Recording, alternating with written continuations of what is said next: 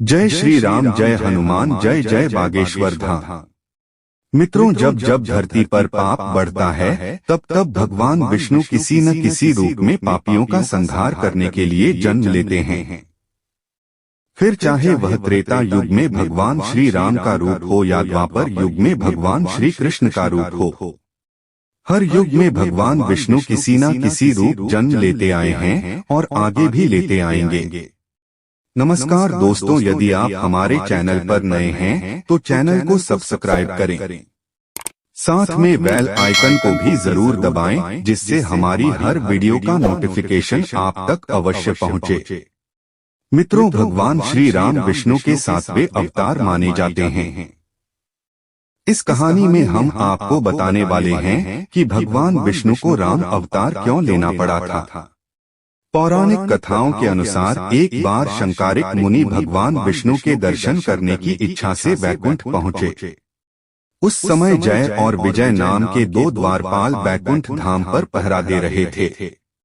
उस समय उनको दोनों द्वारपालों ने प्रवेश द्वार पर ही रोक लिया। तब शंकारिक मुनि क्रोधित होकर दोनों को 3 जन्मों तक राक्षस के रूप में पैदा होने का श्राप दे दिया।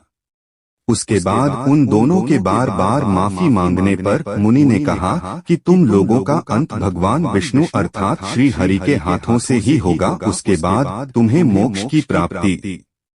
उसके बाद इन दोनों द्वारपालों ने पहला जन्म हिरण्यकश्यपु और हिरण्याक्ष के रूप में लिया।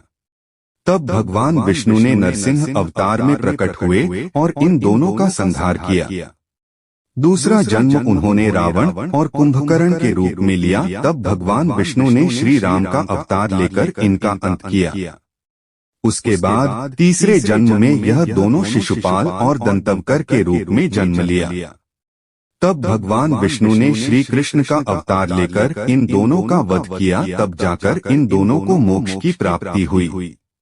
एक बार जब नारद मुनि ने हिमालय की गुफा में तप करने बैठे, तब उनके स्वभाव के मुताबिक इंद्रदेव ने उनके तप को भंग करने के लिए कामदेव को भेजा, लेकिन बहुत कोशिशों के बाद भी कामदेव ने नारद मुनि के तप को भंग नहीं कर पाए, जिससे नारद मुनि को अपने ब्रह्मचर्य का अहंकार हो गया।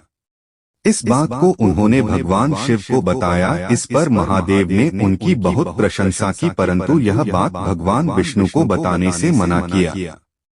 लेकिन देवर्षि नारद माने नहीं और भगवान विष्णु के सामने अपनी इस बात का गुणगान करने लगे। तब जगत के पालनहार भगवान विष्णु ने उनके अहंकार को तुरंत समझ गए और उनके अहंकार को तोड़ने के लिए एक माया की रचना की। जब देवर्षि नारद भगवान विष्णु से मिलने के बाद वापस जा रहे थे, तब उन्हें रास्ते में सुंदर महल दिखा और उस महल में विश्व मोहिनी नाम की एक राजकुमारी के स्वयंवर की तैयारी चल रही थी। उसके बाद जब नारद मुनि ने राजकुमारी के रूप को दिखा तो उस पर मोहित हो गए और स्वयंवर में हिस्सा लेने के लिए उनके मन में एक सुंदर रूप की इच्छा जागृत होने लगी। इसलिए वह भगवान विष्णु जी के पास वापस गए और उन्होंने विष्णु जी से आग्रह किया कि हे प्रभु, मुझे हरि का रूप दे दीजिए। इस पर भगवान विष्णु जी ने कहा कि हे नारद, मैं आपको हरि का रूप तो दे दूंगा, लेकिन कहीं ऐसा ना हो तुम उस रूप को लेकर किसी संकट में पड़ जाओ और बाद में पछताना पड़े। उसके बाद भी नारद मुनि ने अपने सुंदर स्वरूप के लिए विष्णु जी से आग्रह कर रहे थे।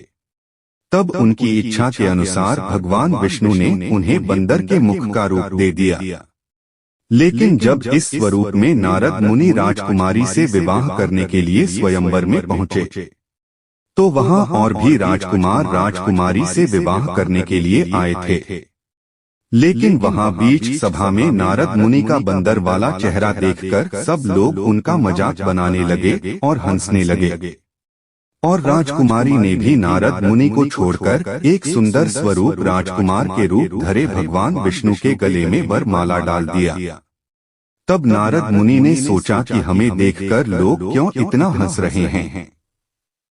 उसके बाद नारद मुनि ने जल में अपना मुख देखा और उनको अपना बंदर वाला चेहरा देखकर भगवान विष्णु पर बहुत ही क्रोध आया।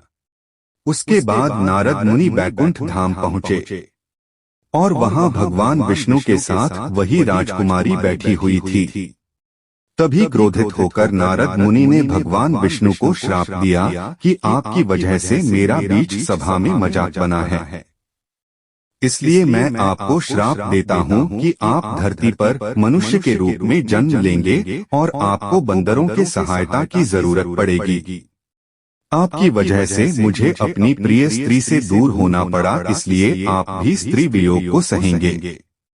पौराणिक कथाओं के अनुसार यह माना जाता है भगवान विष्णु ने नारद मुनि की श्राप की वजह से धरती पर श्री राम के रूप में मनुष्य का जन्म लिया।